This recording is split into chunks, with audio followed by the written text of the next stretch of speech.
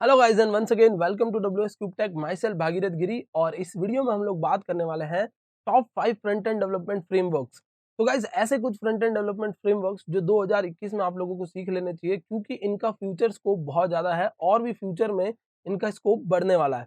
तो guys video को last तक देखते रहिए और हम लोग पांचों के पांचों फ्रेमवर्क्स को अभी डिस्कस करेंगे। एक एक फ्रेमवर्क के बारे में मैं आपको बताऊंगा, फिर उसके कुछ एडवांटेजेस और डिसएडवांटेजेस की बात करूंगा। चलिए शुरू करते हैं सबसे फर्स्ट फ्रेमवर्क की, और वीडियो को लास्ट तक देखते रहिए। सबसे लास्ट में मेरा फेवरेट फ्रेमवर्क भी है, तो उसके बारे में हम लोग बात करेंगे। And the fifth one is backbone JS. जो गाइस ये बैकबोन जेएस है वो 2010 में आया था मार्केट में। बैकबोन जेएस जो है वो जावास्क्रिप्ट की एक लाइब्रेरी है। ये एक फ्रेमवर्क नहीं, ये एक लाइब्रेरी है, बट इतना एफिशिएंट है कि इससे आप एक सिंगल पेज वेब एप्लीकेशन आराम से बना सकते हो। ये जो आपका बैकबोन जेएस है एक लाइब्रेरी है, बट ये काम किस पे करता है? ये काम करता है एमवीसी यानी मॉडल व्यू कंट्रोलर पर ये काम करता है। इस पैटर्न में ये काम करता है। अब बात करते हैं कुछ एडवांटेजेस की बैकबोन जेएस के। तो गाइस सबसे पहला जो एडवांटेज है बैकबोन जेएस का वो ये है कि अगर आप एक छोटा सा प्रोजेक्ट बना रहे हो तब बैकबोन जेएस आपको हेल्प कर सकता है। छोटे प्रोजेक्ट के लिए बैकबोन जेएस बहुत अच्छा है।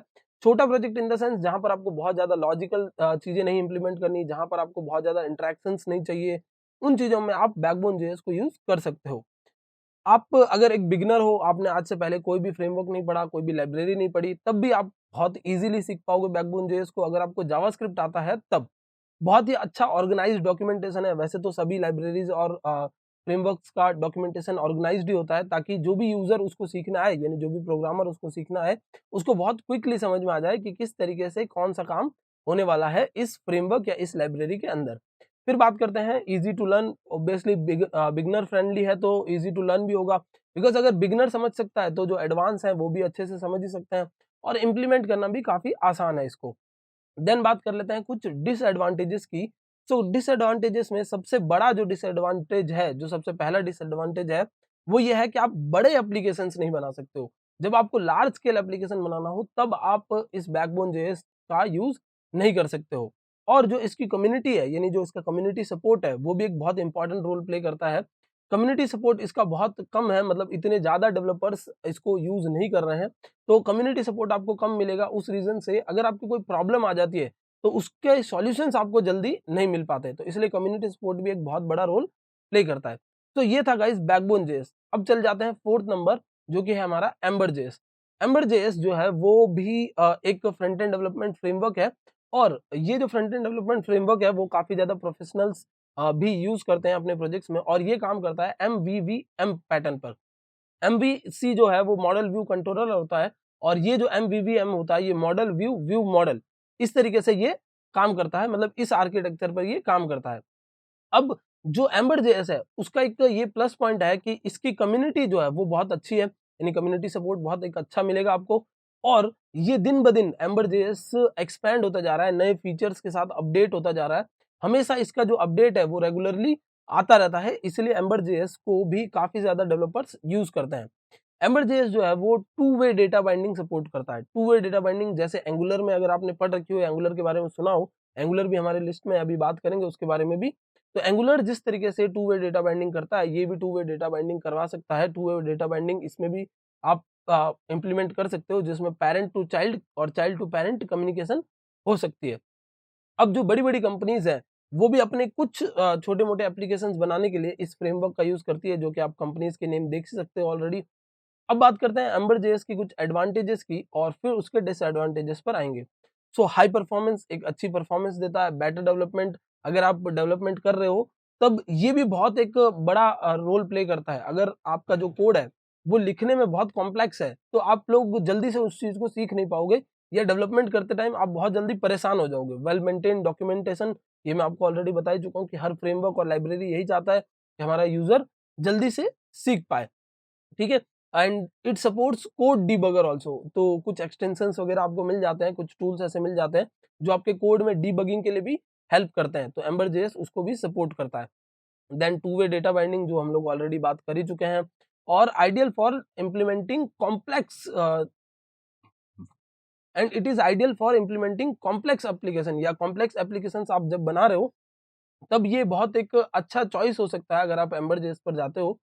छोटे एप्लीकेशंस की बात नहीं कर रहा हूँ मैं, कॉम्प्लेक्स एप्लीकेशन मतलब ऐसे एप्लीकेशन जिनमें कई सारे कंपोनेंट्स अंदर ही अंदर रेंडर हो रहे हैं, बहुत सारे पेजेस हैं जिनमें बहुत टिपिकल लॉजिक लगा हुआ है, वो सारे कॉम्प्लेक्स एप्लीकेशंस भी आप एम्बेड में इजीली बना सकते हो। अब बात कर लेते हैं इसकी कुछ डिसएडवांटेजेस के बारे में। तो स्टीप लर्निंग कर्व, देखिए लर्निंग कर्व का मतलब ये होता है कि आप जब किसी चीज को सीखने जाते हो तो कितना इजीली सीख पाते हो। तो इसका जो लर्निंग कर्व है वो थोड़ा सा स्टीप है, मतलब थोड़ा सा आपको टाइम लग जाएगा as compared to other libraries इसको समझने में और इसको इम्प्लीमेंट करने में। और स्मॉल प्रोजेक्ट्स के लिए आप एम्बेड को यूज नहीं कर सकते हो। तो अगर आपको स्मॉल प्रोजेक्ट कोई बनाना है तो ये नहीं कि आप एम्बेड पर बनाने लग जाओ, क्योंकि जिस चीज को बड़े प्रोजेक्ट्स के लिए या बड़े कुछ लार्ज स्केल को बनाने के लिए इम्प्लीमेंट करने के लिए बनाया गया हो, उसको अगर आप छोटे प्रोजेक्ट पे यूज करोगे तो वो आप उसका एक तरीके से आप सही से यूज नहीं कर पाओगे, क्योंकि उतने सारे फीचर्स आपको चाहिए नहीं जो ये आपको प्रोवाइड कर देगा। बिकॉज लाइब्रेरी और फ्रेमवर्क में यही डिफरेंस होता है।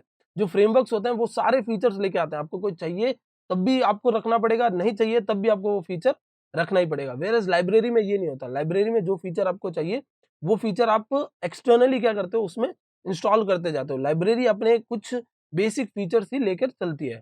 सो गाइस थर्ड नंबर पे जो है वो है हमारी Vue.js। सो गाइस Vue.js क्या है? Vue.js भी कुछ इसी तरीके से सभी जैसे फ्रेमवर्क्स हम लोग फ्रंट एंड डेवलपमेंट के पढ़ रहे हैं, ये भी जावास्क्रिप्ट पर बना हुआ एक फ्रंट एंड डेवलपमेंट फ्रेमवर्क है, जो कि मेनली सिंगल पेज एप्लीकेशंस बनाने के लिए काम आता है। मोस्टली केसेस में जितनी भी लाइब्रेरीज या फ्रेमवर्क्स आप देखेंगे वो सिंगल पेज वेब एप्लीकेशन ही बनाते हैं। सिंगल पेज वेब एप्लीकेशन में ये होता है कि जब भी आप क्लिक करते हो तो नया पेज लोड ना होकर बस कंटेंट लोड हो जाता है, आपका पेज वही के वही रहता है। Vue.js जो है वो 2014 में आया था, मार्केट में बहुत लेट आया as compared to the competitors, but फिर भी थर्ड नंबर पर है, मतलब काफी ज्यादा स्पीड से आगे बढ़ा है ये। तो गाइज नेक्स्ट इज कि Vue.js जो है वो हाई डीकपलिंग फीचर एक लेकर चलता है। उससे क्या होता है कि जो डेवलपर है वो एक बहुत अच्छी अट्रैक्टिव यूआई और यूएक्स बना सकता है। यूआई और यूएक्स बहुत अच्छी इन द सेंस कि आपका यूजर जब आएगा तो आपकी वेब पेज बहुत अच्छा दिखेगा, उसके साथ यूजर जब इंटरेक्ट करेगा तब यूजर को वो समझने के लिए कॉम्प्लेक्स नहीं होगी। देखिए यूएक्स भी बहुत एक बड़ा रोल प्ले करता है फ्रंट एंड डेवलपमेंट में, तो यूएक्स भी एक आप बहुत अच्छा बना सकते हो Vue.js की मदद से। देन ये भी हमारे कुछ इसी पैटर्न पे काम करता है, मॉडल व्यू मॉडल पे ये काम करता है। मतलब एक मॉडल होगा, देन व्यू होगा, फिर व्यू से वापस मॉडल, तो इस तरीके के आर्किटेक्चर पर Vue.js काम करता है।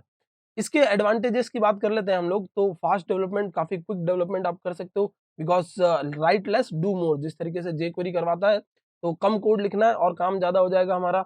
स्मॉल साइज, क्योंकि Vue.js है तो एक लाइब्रेरी है, तो ये जो लाइब्रेरी है वो एक बहुत ही छोटे साइज में आती है, लाइट वेट होती है, तो आपको ज्यादा बहुत भारी एप्लीकेशन नहीं लगेगा ये। फिर easy to maintain and learn, तो मेंटेन करना इन द सेंस अगर आप सपोज कोई एग्जिस्टिंग कोड को चेंज करना चाहते हो तब भी काफी इजीली आप चेंज कर सकते हो, और इसको पढ़ना सीखना भी काफी आसान है, ठीक है। और किसी और एप्लीकेशन के साथ भी इंटीग्रेट किया जा सकता है, ये एक बहुत अच्छा फीचर है। जैसे कि सपोज आप किसी लारावेल के प्रोजेक्ट में भी अगर Vue.js को इंस्टॉल करके चलाना चाहते हो तो वो उसी एप्लीकेशन के साथ, यानी लारावेल के प्रोजेक्ट में भी वो इंटीग्रेट हो जाता है Vue.js। देन ये वर्चुअल डोम परफॉर्म करता है, वर्चुअल डोम रेंडर करता है। तो वर्चुअल डोम में क्या होता है कि आपका जो एक्चुअल डोम होता है वो इफेक्ट नहीं होता, पहले वर्चुअल डोम इफेक्ट होता है। हमारा एक React.js का वीडियो है, उसका लिंक मैं आपको आई बटन में दे दूंगा। तो अगर आप उस वीडियो पर जाएंगे तो वर्चुअल डोम जो है वो React.js के रेस्पेक्ट में कैसे वर्क करता है वो मैंने समझा रखा है वहां। देन कंपोनेंट रीयूजेबिलिटी, देखिए क्या होता है कि ये छोटे छोटे कंपोनेंट्स में पूरे प्रोजेक्ट को लेके चलता है। तो जैसे सपोज आपने इनपुट का कोई कंपोनेंट बनाया तो आप उसको रीयूज कर सकते हो, बार बार इनपुट नाम का कंपोनेंट यूज कर सकते हो। तो ये भी एक बहुत एक अच्छा फीचर है Vue.js के पास। देन गाइस बात करते हैं कि कुछ टूल्स, जैसे मैंने अभी आपको पहले भी बताया कि कुछ ऐसे टूल्स जो डीबगिंग में हेल्प करेंगे या फास्ट डेवलपमेंट में हेल्प करेंगे। तो ऐसे टूल्स बहुत अच्छे हैं Vue.js के, मतलब Vue.js के लिए बहुत सारे ऐसे अच्छे टूल्स अवेलेबल हैं हमारे पास मार्केट में, जिससे आप काफी डेवलपमेंट को अपने फास्ट बना सकते हो। तो इसका जो इकोसिस्टम है वो बहुत अच्छा है टूल्स का। चलिए इसके डिसएडवांटेजेस पे आ जाते हैं। तो डिसएडवांटेज में सबसे बड़ा डिसएडवांटेज ये है कि बहुत बड़े बड़े टेक जाइंट्स जो है वो इसको यूज नहीं करते। यानी अगर मैं बड़ी बड़ी कंपनीज की बात करूँ तो बड़ी बड़ी कंपनीज इसे यूज नहीं करती है, बट हाँ जो डेवलपर्स होते हैं वो काफी सारे यूज करते हैं अपने रियल टाइम में प्रोजेक्ट्स बनाने के लिए, रियल लाइफ प्रोजेक्ट्स बनाने के लिए। बट बड़ी कंपनीज अगर गूगल वगैरह इनकी बात करें तो वो इसको ज्यादा यूज नहीं लेते हैं। फिर एक और डिसएडवांटेज है इसका कि इसके जो प्लगइन्स है और या जो रेडीमेड कंपोनेंट्स है वो बहुत कम होते हैं। जैसे रिएक्ट के अंदर हम लोग स्टाइल कंपोनेंट नाम की एक लाइब्रेरी यूज करते हैं, तो इस तरीके के सपोर्ट थोड़े कम होते हैं। ये नहीं है कि बिल्कुल सपोर्ट नहीं होगा, सपोर्ट तो होगा, बट कुछ कुछ डिसएडवांटेजेस भी हर चीज के साथ होते हैं। तो हर चीज के प्रो एंड कॉन्स होते हैं। नाउ गाइस बात करते हैं सेकंड नंबर पर एंगुलर की। और एंगुलर जो है वो क्या है, एक फ्रेमवर्क है जो गूगल ने बनाया है। देखिए जो एक इतनी बड़ी कंपनी है गूगल, उसने जब ये फ्रेमवर्क बनाया है तब आपको नाम सुनते ही अंदाजा लग जाता है कि हाँ इस फ्रेमवर्क का एक्चुअल वर्थ कितना है मार्केट में, या गूगल खुद भी इसको यूज कर रहा है तब भी इसका बहुत ज्यादा वर्थ है मार्केट में। अब इसको जो बनाया गया था वो वेब एप्लीकेशंस बनाने के लिए बनाया गया, बट ये जो है वो वर्क किस पे करता है, टाइपस्क्रिप्ट पे वर्क करता है। अब टाइपस्क्रिप्ट क्या होती है ये भी मैं अभी आपको बताऊंगा। वैसे टाइपस्क्रिप्ट की एक प्लेलिस्ट कंप्लीट हमारे चैनल पर है, तो अगर आप वो देखना चाहते हो तो मैं उसका आई बटन में एक लिंक दे दूंगा, आप वहां से जाकर देख सकते हो। तो गाइस एंगुलर जब 2009 में आया था तब वो एंगुलर जेएस था। देखिए जब भी जेएस आ जाता है तब वो एक लाइब्रेरी हो जाती है, वरना वो एक फ्रेमवर्क होता है। तो एंगुलर तब एक लाइब्रेरी था और वो जावास्क्रिप्ट को यूज करता था, बट बाद में गूगल ने क्या किया, गूगल ने 2016 के अंदर एंगुलर को रीराइट करके टाइपस्क्रिप्ट में कर दिया और उसको एक फ्रेमवर्क बना दिया। ठीक है, अब ये टाइपस्क्रिप्ट क्या होती है, तो एंगुलर टाइपस्क्रिप्ट को यूज करता है, बट टाइपस्क्रिप्ट एक्चुअली क्या है, जावास्क्रिप्ट है। जावास्क्रिप्ट का एक सबसेट या आप कह सकते हो एक सुपर सेट है, जावास्क्रिप्ट से थोड़ा सा ऊपर है। ये क्या करता है, कुछ ऐसी प्रॉब्लम्स जो जावास्क्रिप्ट में थी उनको सॉल्व करता है, और जब आपका कोड कंपाइल होता है तब वो एट द एंड जावास्क्रिप्ट में ही जाता है। मतलब टाइपस्क्रिप्ट एज सच अपने आप में खुद कुछ लैंग्वेज नहीं है, वो क्या करेगी, कंपाइल होकर जावास्क्रिप्ट में जाएगी। बट जब भी आप एंगुलर पे काम करोगे तब आपको टाइपस्क्रिप्ट सीखना जरूरी है, और उससे पहले आपको जावास्क्रिप्ट सीखनी जरूरी है। अब बात कर लेते हैं गाइस कुछ एडवांटेजेस की। तो एंगुलर जो है उसमें आप एक वेब एप्लीकेशन बहुत रैपिडली बना सकते हो, बहुत क्विकली बना सकते हो, बिकॉज एंगुलर का जो कम्युनिटी सपोर्ट वगैरह है वो बहुत ज्यादा अच्छा है, तो आपको कोई भी कोड बहुत इजीली मिल जाता है। ठीक है, और एंगुलर जो है वो एमवीसी आर्किटेक्चर पे काम करता है, यानी मॉडल व्यू कंट्रोलर पे काम करता है। सो एंगुलर जो है वो to way data binding perform करता है। जैसे अभी हमने पहले भी बात की टू वे डेटा बाइंडिंग की, तो टू वे डेटा बाइंडिंग में क्या होता है कि जब भी दो एंड्स होंगे, सोर्स या डेस्टिनेशन, तो कभी भी सोर्स डेस्टिनेशन एक दूसरे में स्विच हो सकता है। मतलब सोर्स डेस्टिनेशन बन सकता है, डेस्टिनेशन सोर्स बन सकता है। तो इस तरीके से आपका जो डेटा है वो दोनों तरफ से ट्रांसफर किया जा सकता है। वेरएज कई जगहों पर ये लिमिटेशन होती है कि वन वे डेटा बाइंडिंग होता है, एक सोर्स ही डेस्टिनेशन को डेटा भेज पाएगा, डेस्टिनेशन वापस सोर्स को डेटा नहीं भेज सकता है। ओके, तो रियल टाइम एप्लीकेशंस में to way data binding perform करता है। सिंगल पेज एप्लीकेशन अगर आपको बनाना है तो बहुत एक अच्छा फ्रेमवर्क है, बहुत एक अच्छी चॉइस है। एंगुलर अपने आप में बहुत बड़ा नाम है। ठीक है, और फास्ट ग्रोइंग कम्युनिटी, एंगुलर काफी ज्यादा ग्रो कर रहा है मार्केट में। बट फिर भी आपको लगेगा कि क्यों ये सेकंड नंबर पर है, तो हम लोग 2021 की बात कर रहे हैं। 2021 में फर्स्ट नंबर पर एंगुलर, पहले फर्स्ट नंबर पर हुआ करता था, बट अब वो जो है वो स्टेप डाउन होकर 2 नंबर पर आ चुका है। बट फिर भी आज भी एंगुलर की कम्युनिटी बहुत ज्यादा बड़ी है।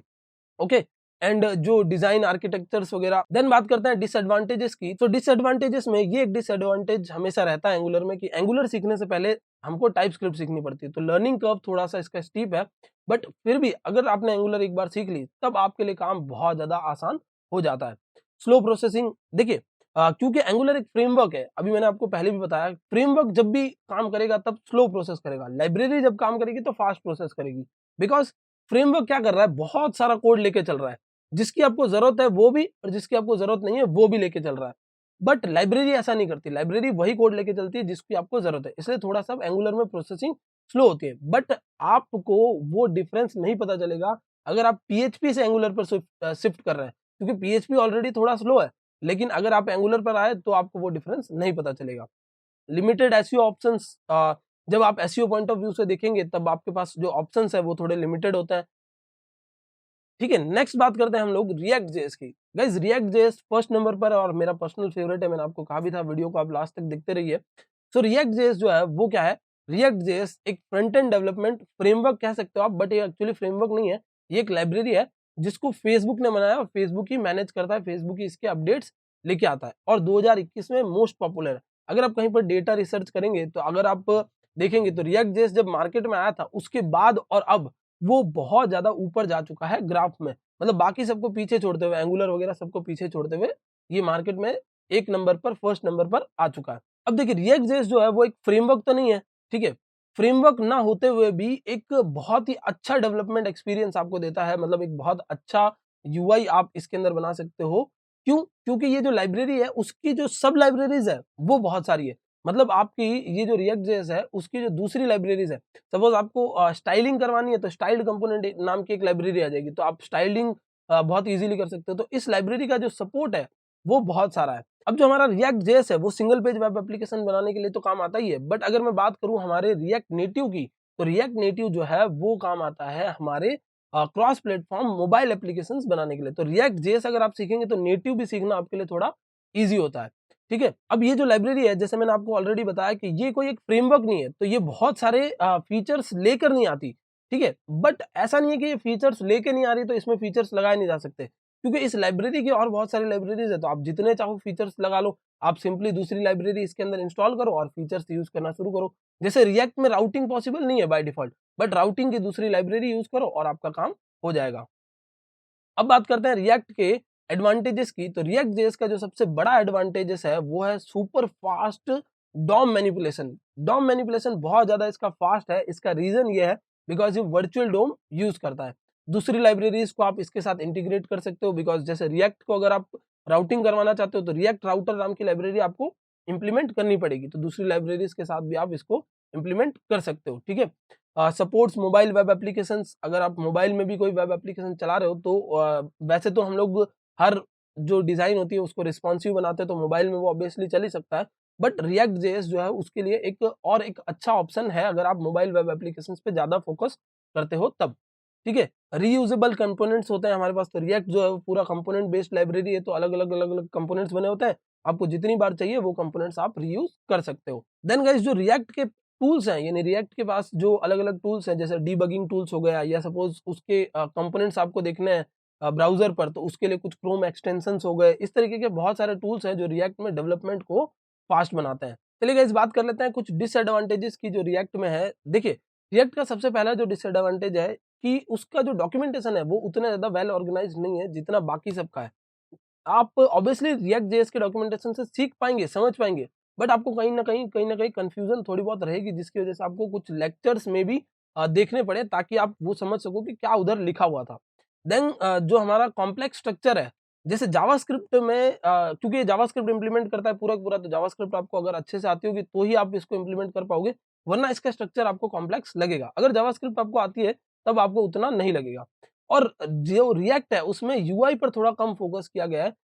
अब ऐसा नहीं है कि उसपे आप यूआई अच्छी नहीं बना सकते, बट थोड़ा-सा फोकस कम किया गया है। आपको अपने एंड से थोड़े से लॉजिक्स ज़्यादा लगाने पड़ते हैं, थोड़ा-सा दिमाग ज़्यादा लगाना पड़ता है ताकि आप यूआई पर फोकस कर सको। बट क्योंकि मेरा पर्सनल फेवरेट है रिएक्ट, तो मैं तो रिएक्ट ही हमेशा प्रेफ़र करता हूँ फ्रंट एंड डेवलपमेंट के लिए। बट आपको अपनी चॉइस देखनी है कि आप कौन-सी टेक्नोलॉजी में जाना चाहते हो, कौन-सी टेक्नोलॉजी आप पढ़ना चाहते हो। बट एटलीस्ट 2021 में इन 5 में से कोई ना कोई एक टेक्नोलॉजी आपको मास्टर कर लेनी चाहिए, अच्छे से सीख लेनी चाहिए। क्योंकि इन टेक्नोलॉजीज़ की डिमांड आने वाले मार्केट में बढ़ने वाली है, आने वाले फ्यूचर में बहुत ज़्यादा बढ़ने वाली है। सो आई होप गाइस ये कांसेप्ट्स आपको अच्छे से समझ में आए होंगे, और हमने जो पाँचों की पाँचों टेक्नोलॉजीज़ डिस्कस की, उनके बारे में आपको एक अच्छा सा ओवरव्यू मिल गया होगा। That's it for this video. Thank you so much for watching.